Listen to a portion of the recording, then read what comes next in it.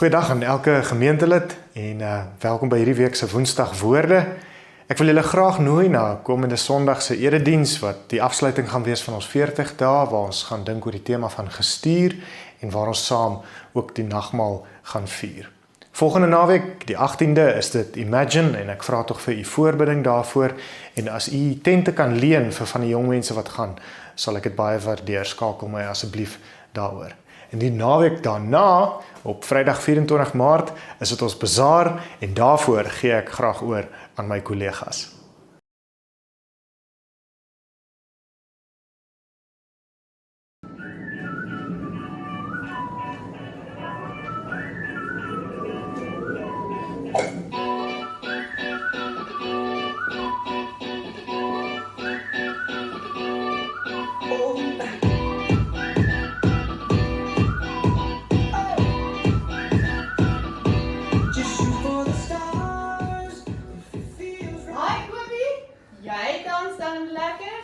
Wat het jy aan? Jy lyk bietjie bazaar vandag. Hi, Heidrie. Ek het 'n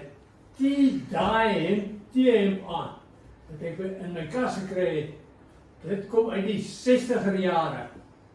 Ek kan sien dit is 60 jaar oud. Hoe bazaar. Nou dat jy praat van bazaar, laat dit my dink aan die bazaar wat ons by die kerk hou. Regtig? Gaan ons weer bazaar hê? Hierso by die kerk? Ja, almal is welkom. Ons gaan weer stalletjies hê vir pannekoek, curry en rys, pudding en springkastele vir die kinders. Jippie! Bazaar pudding! Ek gaan definitief daarvan koop en... Hallo julle, hoor ek julle praat aan lekker kos. Wanneer gaan ons bazaar hou?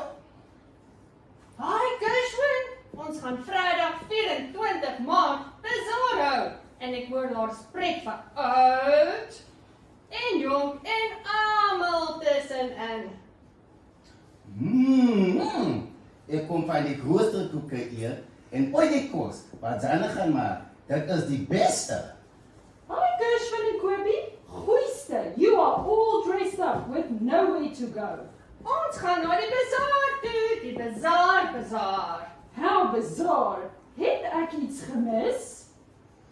Jy het nog niks gemis nie. Die bazaar kom nog. Ek het julle net my nuwe mode kom wys.